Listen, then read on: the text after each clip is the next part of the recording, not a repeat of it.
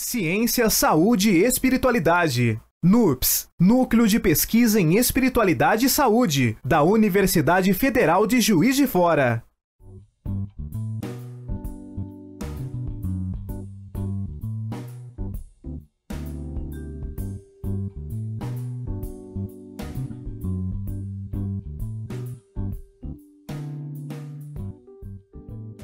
A relação mente-corpo. Ou seja, como a mente, a consciência, o senso de eu, se relaciona com o corpo. Este é um dos maiores problemas da filosofia e da ciência ao longo da história.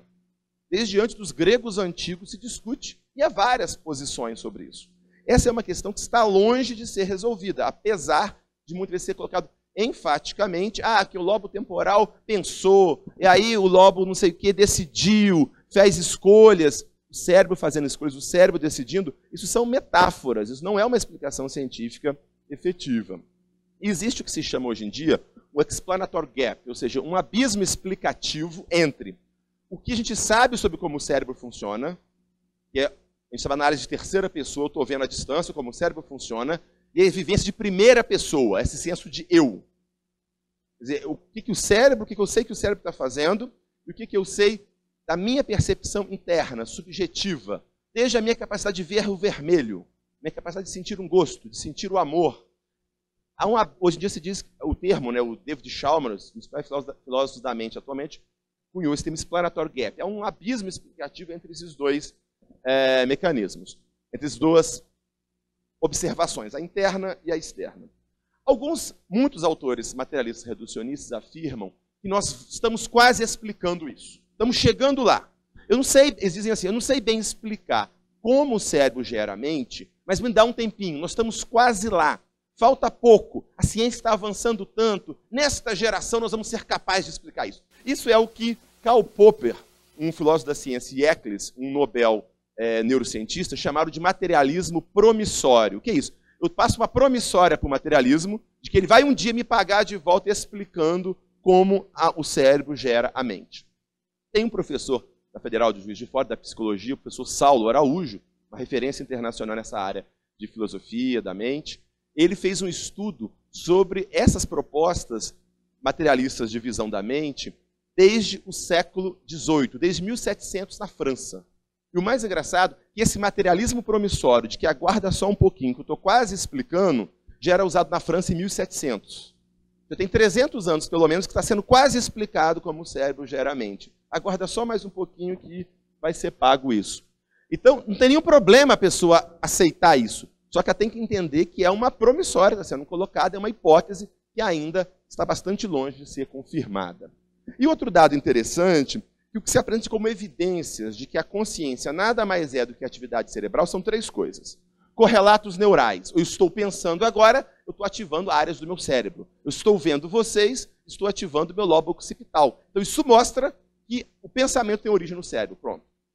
Segunda afirmação. Lesão cerebral. Tem um caso clássico do Phineas Gage, que é uma pessoa que sofreu uma lesão no lobo frontal e alterou a personalidade, alterou uma série de funções mentais desse indivíduo. Então mostra que o cérebro é a causa dessas funções mentais. E por fim, estimulação cerebral. Se eu estimular uma área do meu cérebro lobo temporal, eu tenho a impressão que eu estou saindo do corpo. Então, qualquer sensação de saída do corpo nada mais é do que uma estimulação do lobo temporal. Todos vocês já ouviram também esse tipo de explicação. Só que essas mesmas alterações podem ser explicadas de uma outra forma.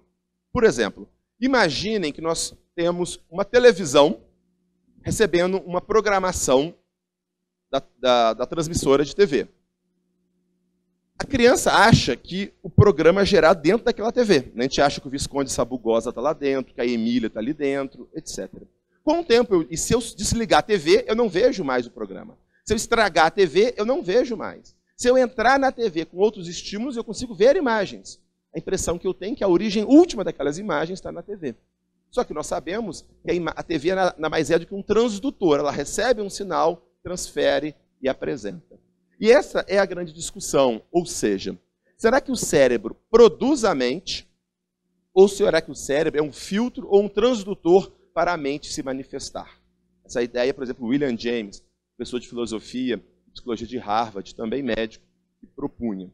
E a ideia da mente como um filtro, se a consciência for alguma coisa além do cérebro, que usa o cérebro para se manifestar, se eu, claro, quando eu mostro, por exemplo, que o lobo occipital está ativado quando eu vejo vocês, não quer dizer que o lobo occipital é a causa última da minha experiência. Não quer dizer que vocês não existam, que vocês sejam ilusão.